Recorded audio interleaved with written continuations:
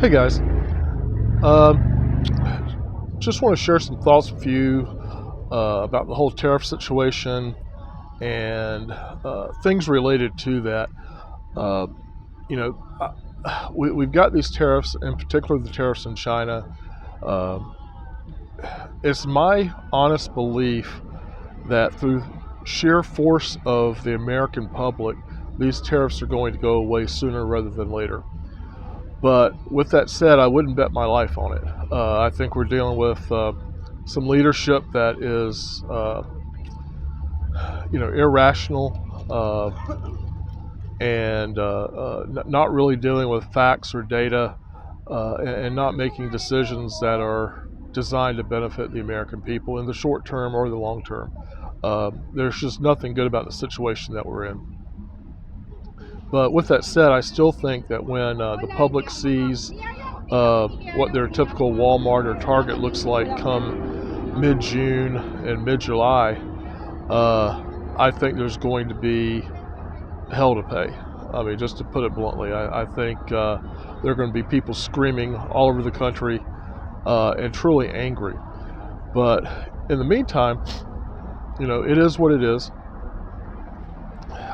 If you're selling on Amazon, this is an opportunity, or there is some light here, and some upside to this. This is a good time to expand your reach on Amazon, and if you're a U.S. seller, go to Amazon Canada, Amazon Germany, Amazon UK, or any number of the other Amazon markets that are available to you. On my channel, I talk a lot about how I have spread into these other markets, and I'm not going to sit here and tell you that I anticipate these markets making up for what I think I'm probably going to lose this year in terms of my sales in the United States. But it's not going to be a death sentence for my business.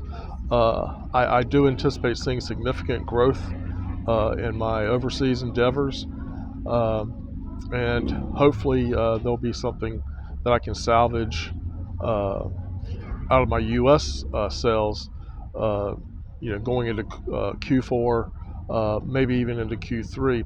But that remains to be seen, because truthfully, right now, I am ordering things for Q3, or would typically be ordering things for Q3, and your large retailers are ordering things for Q4. And every indication is that the ordering has stopped, and definitely the shipping has stopped. We know this for a fact.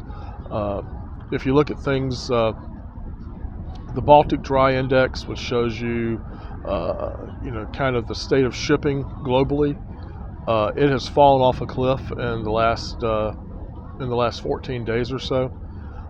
There is real-time monitoring that you can look up online if you like, showing you where the transport ships are. And in this case, I'm talking most specifically between the transport ships that move between China and the west coast of the United States. Typically, on any given day of the year, it looks like a line of ants marching across the Pacific, and going into West Coast ports and turning around and heading back to China to pick up more product. And right now the ocean is completely clear. As of last night around 2 a.m., or this morning around 2 a.m. if you prefer, there were only a few ships in West Coast ports that were waiting to be unloaded. So the ripple effect from all this is, it's going to be substantial. First of all, if these tariffs were lifted today, you're looking at disruptions that will probably carry us through 2026. We were just getting back to normal with shipping after the slowdown and the situation we encountered in 2020 after the pandemic, or during the pandemic, I should say. These supply chains are not very elastic. They need to run like a machine, and there's not a lot of give in them in any way, shape, or form. So when a shock to the system occurs, it's not something that can be quickly undone, and that shock to the system has already happened.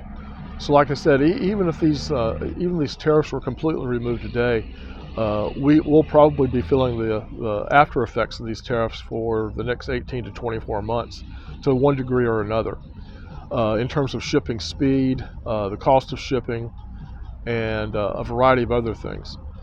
But in any case, to just give you an example of the other effects that we're already seeing, uh, your port workers in California are looking at reduced hours, reduced days, layoffs. The truckers that work in those ports are looking at the same scenario.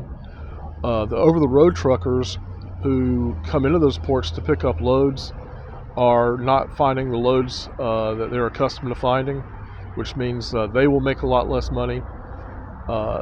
That money that they don't make is money they don't spend, and that money that they spend typically feeds their local economies. And if they're not spending, if they're not buying, remember their expenditures are someone else's income, and that's why tariffs are so damaging and so dangerous, and why they tend to push us into recession or even depression.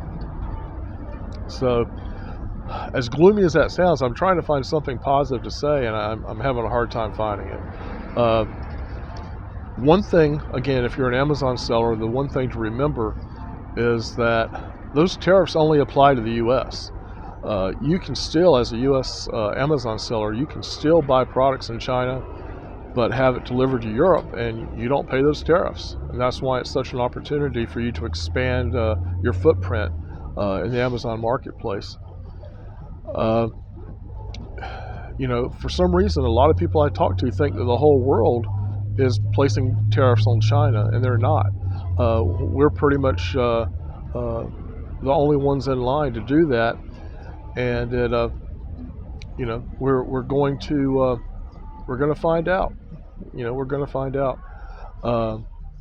Economically, I think it's economic suicide, but this is the path that we're on, and we have to deal with it as best we can.